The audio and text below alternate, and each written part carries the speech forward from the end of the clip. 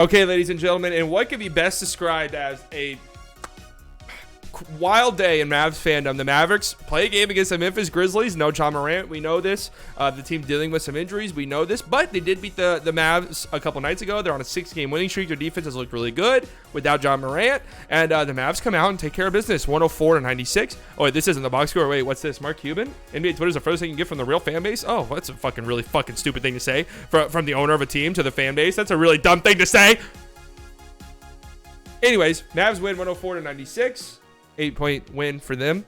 I thought they played really good defense. That's the thing I want to come out and I want to say. Defensively, I thought they played great. Now, without Ja Morant, the Grizzlies are going to have some difficulty scoring at times, but I thought defensively, the Mavs played really, really good. I really do. And I was surprised by Brunson's defense at times. Surprised by Brunson's perimeter defense at times. He was playing very, very aggressive at the point of attack. Love to see that. Obviously, Brunson's defense isn't really a strength of his, but he was playing aggressive tonight. I love to see that energy. Speaking of energy, Moses Brown. I tweeted this out. Did Moses Brown just have the best performance a Mavs center has had so far this season? I know that bar is in hell, right? That bar is in the deepest fucking pits of hell. But think about it. Moses Brown might have had the best performance. The best performance a Mavs center has had. Look at him blocking a three. Look at him blocking a three here. He had, what was his final stat line? Moses Brown finishes the game off the bench with 9 points on 7 of 8 from the free throw line. Only one made basket, 7 of 8 from the free throw line, 9 points. It still looks very fast to him. He catches the ball and he immediately goes up with it. I think that's a big reason why the Mavs, a lot of the times you see the Mavs come down the floor and Moses runs the floor. It looks nice, but the Mavs don't really look his way because he goes up with it immediately. It looks very, very rushed even when he has time. But you can't be too mad with what we saw from Moses Brown tonight. 4 offensive rebounds. The team as a whole had 10. I thought that number was going to be higher, honestly. But 4 offensive rebounds for Moses Brown. He had 2 blocks as well, just playing with a lot of energy. And I do think it was no joke, probably the best center performance the Mavs have had so far this season. If not, then it's up there, which is kind of saying a lot to how terrible our centers have been. Dwight Powell was really fucking bad tonight. But you know who was good? Reggie Bullock. Reggie Bullock was finally hitting some threes, and it looked nice. Some big shots, too.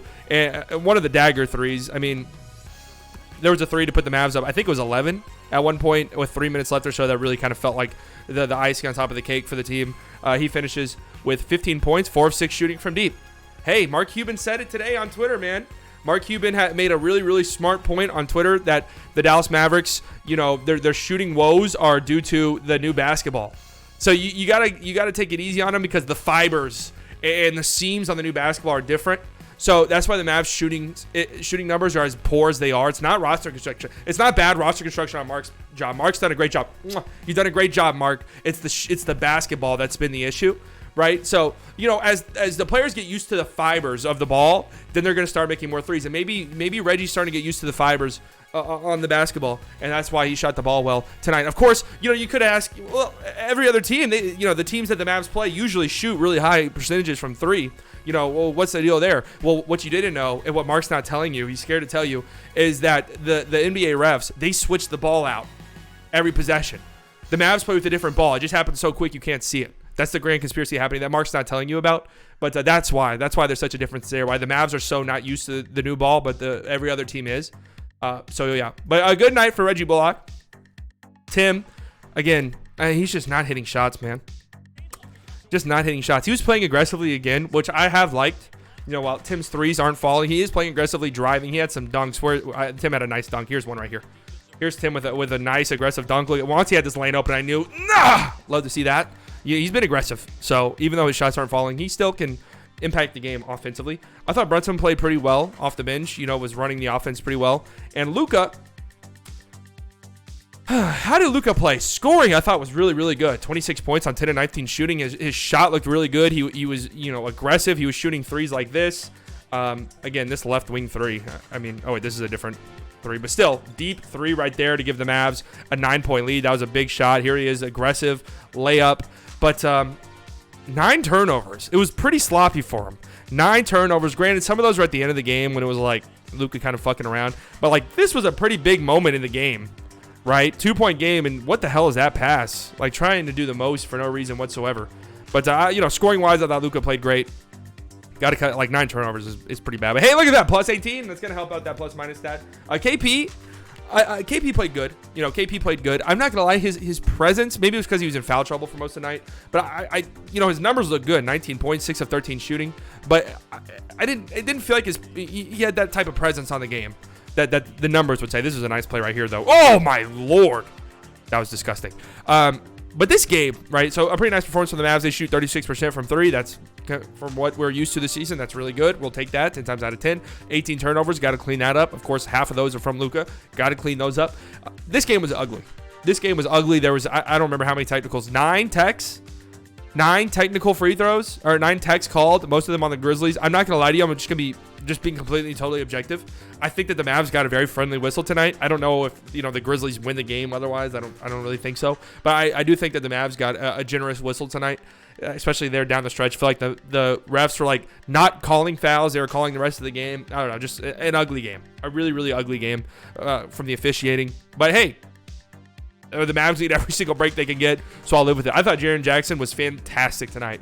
Fantastic. He is such a good player. I was talking about this during the stream. If you're not subscribed, by the way, make sure you subscribe. We stream every single Mavericks game. You don't want to miss it. But I was saying this at the start of the stream.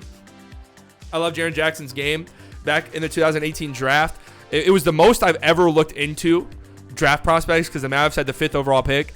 And I really wanted Luka. No revisionist history for me. I wanted Luka desperately bad. I just didn't think it was possible. And so Jaren Jackson Jr. was the guy who I was really fixated on. And I wanted the Mavs to get him if he fell. And he played really, really good tonight, doing, dare I say, unicorn things. Dare I say he was looking like a unicorn out there. But Jaren Jackson Jr. is a really good player. And just don't think he's a number 1 or anything like that. So he needs John Morant to come back. Obviously, the Grizzlies need John Morant to come back. Dillon Brooks got ejected from this game. There was like a stretch. I mean, you look 21 points here for the Grizzlies in the 4th quarter. I wonder how many of that are garbage time because I feel like they went on I feel like there was 6 or 5 minutes left in the 4th quarter. They only had 6 points in the quarter. So they just could not score at the start of the quarter. Dillon Brooks went cold. Desmond Bane didn't have that good of a game. Off the bench, D'Anthony Melton, 13 points on 13 shots. The team as a whole shot 40% from the field and 29% from 3. They had a real Dallas Mavericks night tonight. Real Dallas Mavericks night tonight from the Memphis Grizzlies. And, the Mavs, I wouldn't say it was the prettiest of games. I thought defensively they played really well. But, we'll take wins, obviously. I'll take a win. They're now at 12-12, back to 500. And a game on Friday against the – who did we play on Friday? Against the Pacers in Indiana. Is Rick going to coach pissed off? Is this a revenge game for Rick Carlisle? We're going to see. Against the Pacers in Indiana on Friday, and then Sunday on the road against the Thunder. You like to think we could win both of these games, and then, you're 14-12. You're feeling a little bit better. But, with this team, you never know. I know I've been very negative about this team, right? And maybe a little bit too negative. I'm sorry, but just call it like I see it with how this team has looked so far this season. I'm not about to run victory laps after one win against the Grizzlies without John Morant on the road. I'm just not going to do it. I know some people on Mavs Twitter are going to do it. I hope this performance continues. I hope Reggie Bullock continues this performance we saw tonight. I hope Luka, cuts down on the turnovers, but he looked good scoring the ball. And defensively, I hope this intensity keeps up. Makes me think that maybe some chairs were thrown in the locker room after the last game. I hope so. But we're going to see how this team looks on Friday. I'll be streaming that game, of course, 6 p.m. Central Time. This is the first 6 p.m. Central Time start of the season for the Mavs. The first one. So I'm excited about that. I love the early games, honestly, so I can move on with my life after the Mavs inevitably disappoint me. No, I'm just kidding. They'll probably win against the Pacers, right? You would like to think. All right, I'll talk to you guys later. All right, goodbye.